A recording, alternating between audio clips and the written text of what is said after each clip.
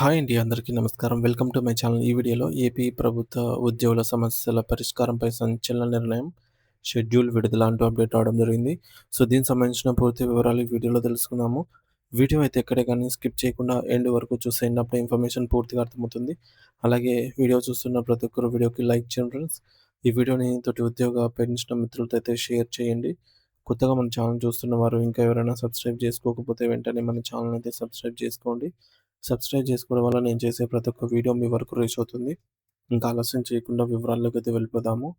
Friends, ఇక విషయానికొచ్చినట్టయితే ఆంధ్రప్రదేశ్ రాష్ట్ర వ్యాప్తంగా ఉన్నటువంటి లక్షలాది మంది ప్రభుత్వ ఉద్యోగులు, ఉపాధ్యాయులు మరియు పెన్షనర్ల సమస్యలను సమర్థవంతంగా పరిష్కరించడానికి రాష్ట్ర ప్రభుత్వం ఒక కీలకమైన నిర్ణయం అయితే తీసుకుంది.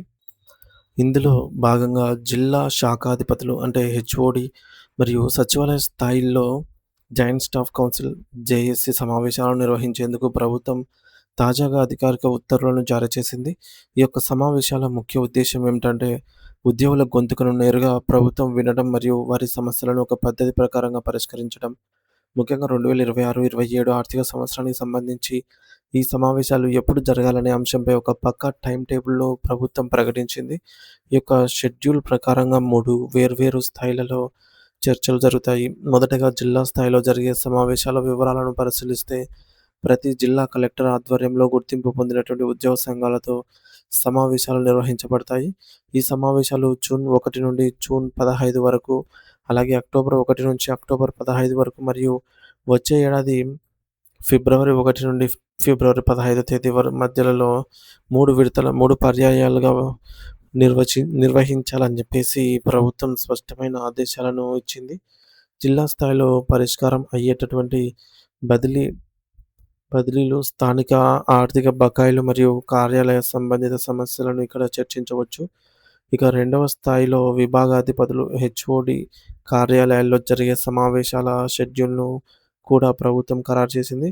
ఇవి జూన్ 15 నుండి జూన్ 30 వరకు, అక్టోబర్ 15 నుంచి అక్టోబర్ 30 వరకు మరియు ఫిబ్రవరి 15 నుంచి ఫిబ్రవరి 28వ తేదీ మధ్య జరుగుతాయి. వివిధ శాఖల హెడ్స్ తమ పరిధిలో ఉన్నటువంటి ఉద్యోగుల ప్రమోషన్‌లు, సీనియారిటీ జాబితాలు మరియు ఇతర సర్వీసెస్ సంబంధిత అంశాలపై ఈ యొక్క సమయంలో నిర్ణయాలు తీసుకోవాల్సి ఉంటుంది.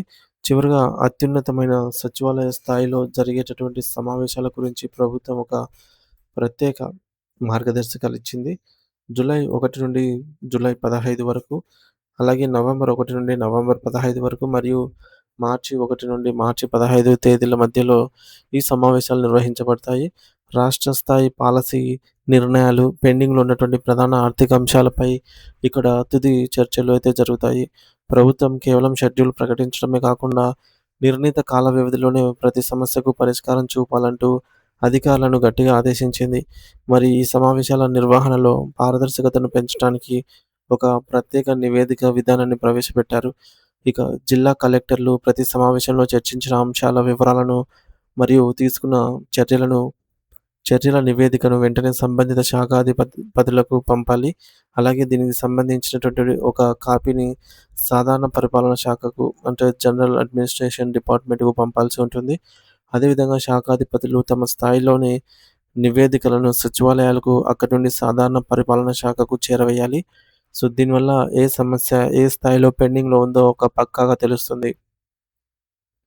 ఈ సమావేశాల వల్ల ప్రభుత్వ ఉద్యోగులకు సంబంధించి పెండింగ్‌లో ఉన్నటువంటి ఆర్థిక బకాయిలు అంటే జీపీఎఫ్ నిధులు, మెడికల్ బిల్లులు మరియు ఆర్థికేతర బకాయిలైనటువంటి పదోన్నతులు, సర్వీస్ సమస్యలు వంటి ప్రతి అంశంపై చర్చించి తీర్మానాలు ప్రవేశపెట్టడానికి ఒక మంచి అవకాశం అనేది దొరుకుతుంది.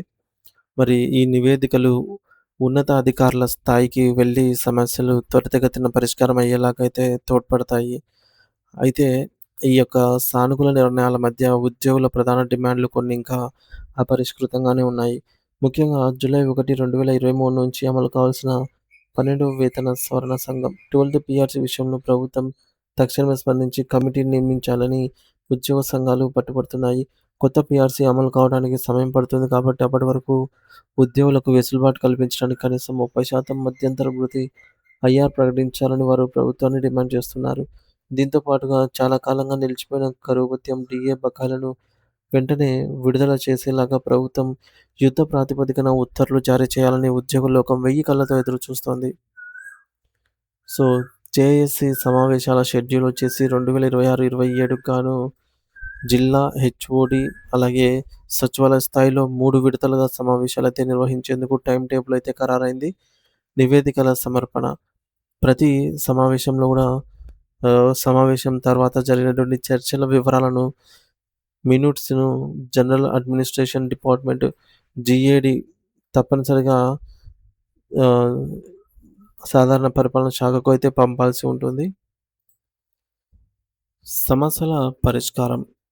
ఆర్థిక బకాయిలు, ప్రమోషన్‌లు మరియు బదిలీల వంటి పెండింగ్ అంశాలను ఈ యొక్క సమావేశాల ద్వారా పరిష్కరించేటటువంటి వీలుంటుంది. 12వ పీఆర్‌సీ డిమాండ్.